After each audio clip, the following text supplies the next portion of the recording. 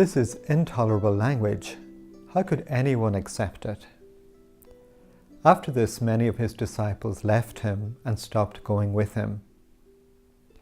Sometimes we may be tempted to present the gospel in a way that appeals to people or accommodates their opinions. The truth, however, does not depend on public opinion, referendums, or majority vote.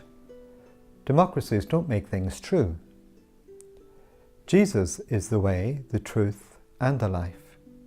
He reveals the truth to us. However, because the teaching of Jesus is the truth, it always provokes a reaction.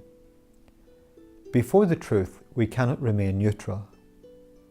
We either accept or reject it. There is no other alternative.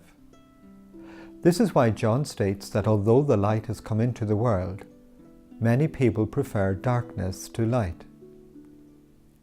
The word that is most often used to describe Jesus in Mark's Gospel is teacher or rabbi. Jesus is presented as teaching with authority. In John's Gospel, the teaching of Jesus is constantly misunderstood because he speaks at one level and people understand at another. In other places, Jesus states, "Thank you, Father, for hiding these things from the learned and the clever and revealing them to mere children, for that is what it has pleased you to do." All of this points to one thing.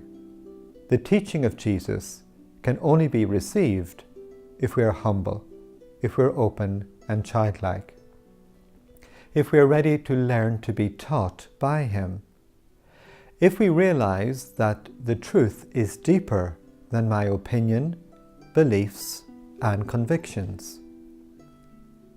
We are followers of Jesus, but I wonder what our response would have been if we were among the crowd in today's gospel. Am I so certain that I would have stayed with him and not walked away with others? This is intolerable language. Who could accept it? What teaching do his followers find intolerable? We are arriving at the climax of chapter 6 of John's Gospel, the teaching on the Eucharist. Jesus states clearly and unambiguously that the Eucharist is not simply a symbol, it is his very body, his flesh. He's giving us his flesh as food, so that his body and ours become one, and he can nourish us with his life. The same word is used at the beginning of John's Gospel. The Word became flesh and dwelt among us. Now that flesh becomes the bread of life and is given to us in Holy Communion. This is the teaching that many reject, even today among Christians, his followers. Jesus is teacher, but is he my teacher? If we accept Jesus as teacher, it implies that we learn the truth from him. If Jesus is truly my teacher, what have I learned from him recently?